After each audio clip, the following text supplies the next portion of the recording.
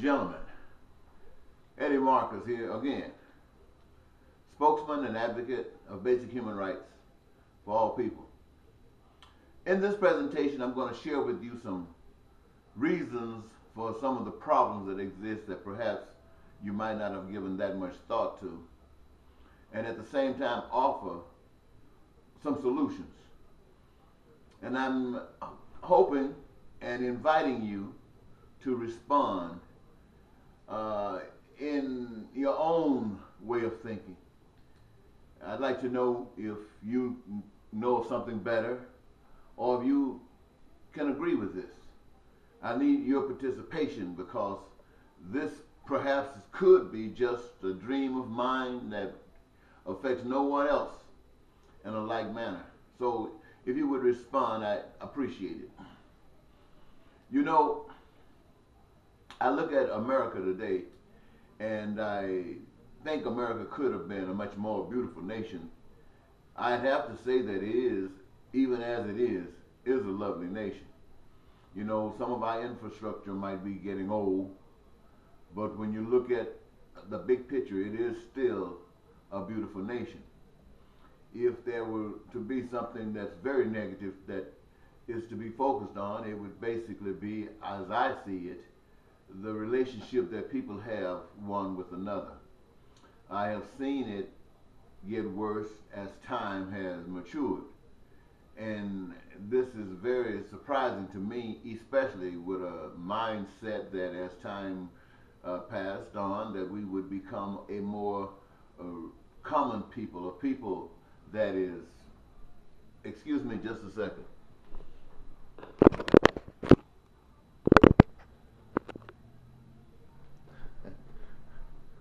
Some strange things happening to my video, and I just want you to know, ladies and gentlemen, that there are solutions to the problems that we have. When I start talking about the relationship that we have people to people, I'm talking about those things that reflect suffering. People in a state that they wish they weren't in. People who are being driven to do certain things that perhaps are against the law, or perhaps some things they just wouldn't like to do, but they find themselves doing it anyway as a response to the situations of life that they encounter every day. And rather than try to empathize and consider what might be the reasons for this and what could be some solutions to it, as opposed to just jailing people and saying finding people, it seems to have an absence of it, a lot of soul, a lot of love. And for me, a person who wanted to live a wealthy life, and who undoubtedly could have had I not chosen this path. And this path is the result of recognizing, as I chose to step up in life, that there is a lot of things that's going on that is unfair, that is unjust to many people. And these people, for one reason or another, do not stand up and speak for themselves. They seem to have given up hope, and they just need help. And so, to me, one of the easiest things to learn, easiest ways to learn, is to become a part of that suffering majority. And so those things that I would do to make life great and fantastic for me to get up every morning and do this and to do that, which basically means looking out for myself and to hell with everybody else. I decided not to take that path. I decided to give up the good jobs that paid a decent salary that would lead to a decent retirement, and focus on trying to wake people up who are hurting. At the same time, I feel their same pain. And this, to me, would be a driven force for, I just believe that I could wake them up. I believe that Eddie Marcus could wake up all the people that's asleep. And I've been out here for close to 40 years. I want to tell you, ladies and gentlemen, the only person that I can say has gotten out of that sleep mode is me. Because every message I gave seemed to do a little something for me. But yet, it wasn't enough because I realized it wasn't about me. It was about us. And I have learned that to be about us means that I have to be more than mouth. I have to be about feet as well. And because I can find an excuse, the excuse says that I know how difficult it could be on a lonely road by yourself. And how exciting just the thought of not being alone. I can imagine how Adam felt to know that he was no longer alone because Eve was there. So to hang around hoping and praying and talking that this would be a magnet to draw people out of their sleep and we could walk this road of change together seems to have been such an exciting thing to do. Exciting enough that it kept me from walking perhaps the talk. But I realize now that at a point in time, even knowing then that walking alone wasn't totally alone, you were walking with the Spirit. And you knew that you were walking with the Spirit because of the joy that came from the persecution. A joy that the world couldn't give and the world couldn't take it away. And it is some of the greatest moments in my life. And now I find it seems that I'll probably have to just turn because it appears that my dream is a dream for me and me alone. And what is my dream? My dream is this, that we recognize as a people, all of us, that no human being made this earth. Now, we don't know how this earth was made. We've been given all kinds of information, but none of us know how this earth was made. But we do know that not only is this earth here for us to stand on or sit on or live on, but it has a whole bunch of benefits. Stuff that, it's like a gold mine. It's like just a womb that's there for anything that human beings or living forces need to do the things that they choose to do. It is a magnificent manifestation of some power. Ooh-wee. And then when you look on the earth and see the things that you can see that man had nothing to do with, like grass growing and flowers growing and trees growing and all of the things that you see. And when you look above, all those beautiful things, you and I had nothing to do with it. And here it is, magnificent, just warning us that there's something out here other than you and I. And at the same time, when we really look down at it, we see ourselves, a creature made and exist with ambitions. Ambitions that gives us drive to engage ourselves in a particular career, a career that is very connected to producing the goods and services that we the people not only say we want, need, and desire, but are essential for every one of our survival. It seems to me that any people that were aware of this power outside of ourselves would recognize that this commonality for existence between humans, that the resources being available outside of ourselves and that which is required of us is in us, that we might manifest, and we are manifesting it every day. We need food, we need clothing, we need shelter, we need education, we need health care.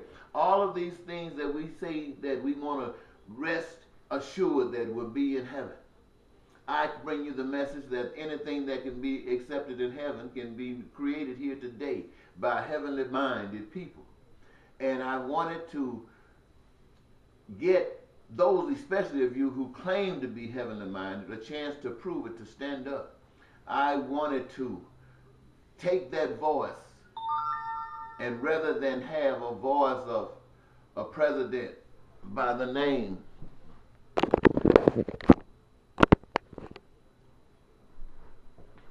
of Trump and doing the kinds of things that Trump is trying to do.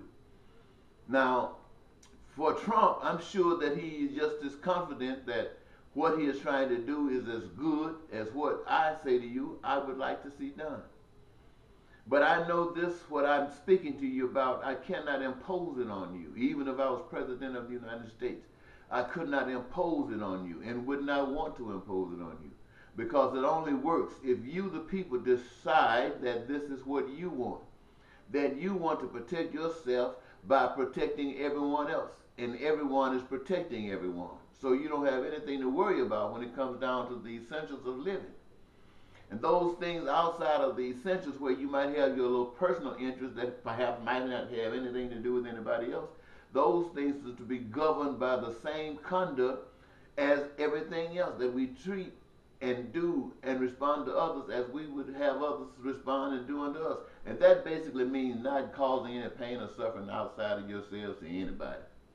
And that would be our hallmark in this society. That would be the thing that would bring us up. How do you think I felt when I have sought after the office of President of the United States several times? Against Clinton, against Bush, and even against Barack Obama the first time. And what was I talking about? The same things, making sure that everybody in America had these things, guaranteeing it by policy, willing to expose the policy before I got elected. I want you to know exactly how it is done. There's no secret. There's only one way that I know it can be done. There might be others of you who might know of a different way, a more acceptable way. And if you do, hey, I'm personally open to it. I'm always open to light, enlightenment, truth. I'm always open to that. And this is what I'm trying to get you to see right now, that jails and prisons and drive-bys and crime and violence and bombs and war and terrorism is a sign of cancer, is a sign of total disease, is a sign of total failure. And anybody trying to pick a little thing out of that and claim to be trying to make a big change by solving that particular problem is deceiving themselves. They are, in fact, a handicap to the truth and the solution. This thing about this part and that part, there is no part that is more essential than any other part. And they are all essential. And when you bring them all together, it's the biggest thing that you can get together. And it is more powerful than anything that would try to destroy it or keep it from being. So I'm saying to you, my friends, I'm saying to you, my sisters and my brothers, if you want something better than Donald Trump and what Donald Trump is doing, you yourselves have got to be better. Now, when you really look at it, I want to say this to you with nothing but true love for you all. All of you, and myself included, are posturing as being better than Donald Trump. But the truth of the matter is that none of us are any better. We might be a little different. His concerns may not be our concerns, but nevertheless, we are all in this together. The only people that are excluded from this are people who have seen the light, and they're trying to make this a better America by making the benefits of life that God has prepared that they should and must be met, are met. And they are committing themselves, their whole life to this cause, not just their words, but their feet as well, and their hands. If you're not doing that, every last one of us, I don't care how much we go to church, how much we pray, how much we put down the others, every last one of us are responsible. Because this thing could not go forward. This thing could not go forward without the submission of us. And any one group of us can stop it. Any one individual of us may be instrumental in setting fire to something that needs to be burned, but if not, an individual can be free from this by the power that only the unseen spirit can give.